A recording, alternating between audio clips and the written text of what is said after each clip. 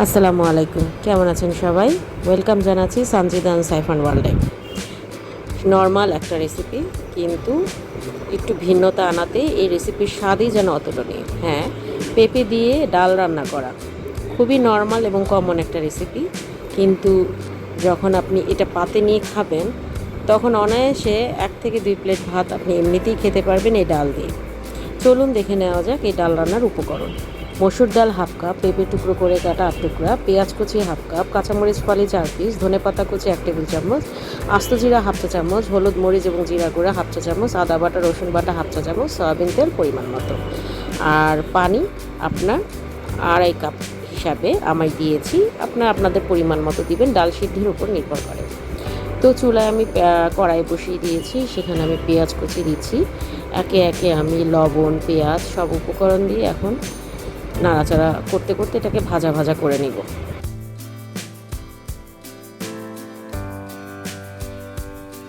এর সাথে এখন আমি মিশাচ্ছি আস্ত জিরা। আস্ত জিরা ডাল রান্নার জন্য একটা আলাদা ফ্লেভারের সৃষ্টি করে, তো আস্ত জিরা দেওয়ার চেষ্টা করবেন, এটা একটা অন্যরকম ফ্লেভার নিয়ে আসে।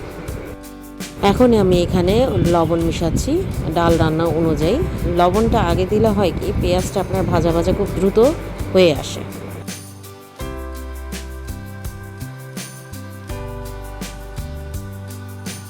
এখন অল্প একটু পানি দিয়ে নিব যাতে পেঁয়াজটা পুড়ে না যায়। এরপর আমি এখানে একা একে মশলা অ্যাড করে নিব। এখানে আদা বাটা দিচ্ছি, রসুন বাটা দিচ্ছি, উপকরণ অনুযায়ী যে পরিমাণ আছে সেই পরিমাণে সবই হাফ চা চামচ করে। এবার একটু আদা রসুন একটু কষিয়ে কাঁচা ফ্লেভারটা যেন দূর হয়ে যায়, এই জন্য একটু কষিয়ে নিচ্ছি।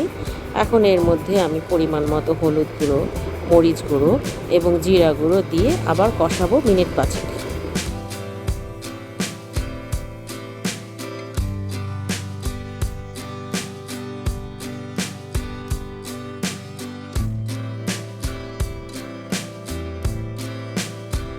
অল্প অল্প পানি দিয়ে এখন মশলাটা কষাবো খুব ভালো করে।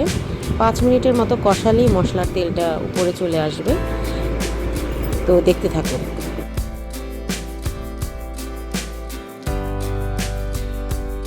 এই পর্যায়ে আমি পেঁপের টুকরোগুলো দিয়ে দিচ্ছি। যেহেতু পেঁপে একটু বড় করে কাটতে হয়, না হলে ছোট করে কাটলে একদম ডালের সাথে মিশে যায়, তো ওই জন্য পেঁপেটা আগে দিয়ে আমি কষিয়ে নেব যাতে পেঁপেটা কষাতে কষাতেই সিদ্ধ হয়ে যায়।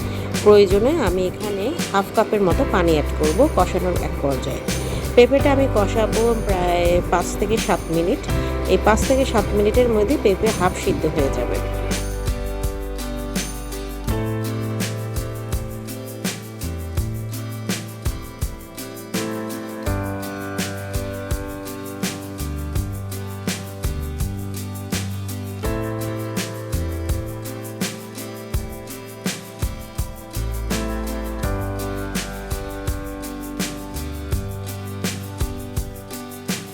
পাঁচ থেকে 7 মিনিট পরে যখন দেখলাম পেঁপেটা হাফ সিদ্ধ হয়ে গিয়েছে, তখন আমি ধুয়ে রাখা মসুরের ডালগুলো দিয়ে দিলাম। এখন মসুরের ডাল দিয়ে ভালো করে কষানোর পালা।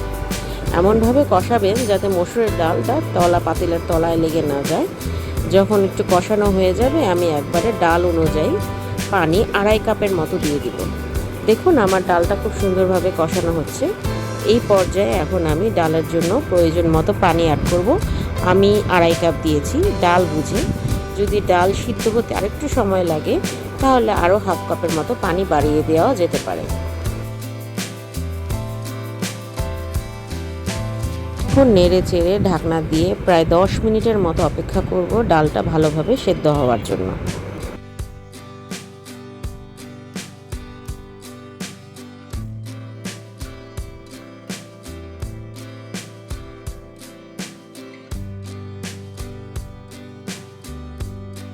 ডাল রান্নায় একটা জিনিস মনে রাখতে হবে, ডালটা একদম বেশি গলেও যাবে না, আবার একদম আস্তেও থাকবে না, আধা ভাঙ্গা অবস্থায় থাকবে, তাহলে খেতে এবং দেখতে খুব সুস্বাদু হয়।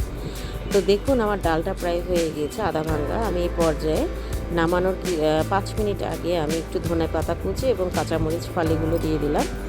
এখন এটাকে নেড়ে চেড়ে প্রায় 2 মিনিট নাড়াচাড়ার পরে আমি যখন দেখবো না আমার ডাল পেঁপে সিদ্ধ হয়ে গেছে, তখনই আমি নামিয়ে ফেলবো। তো আমার এই পর্যায়ে দেখুন খুব সুন্দর একটা কালার চলে আসছে, ধনেপাতাও সুন্দর একটা ফ্লেভার নিয়ে আসছে।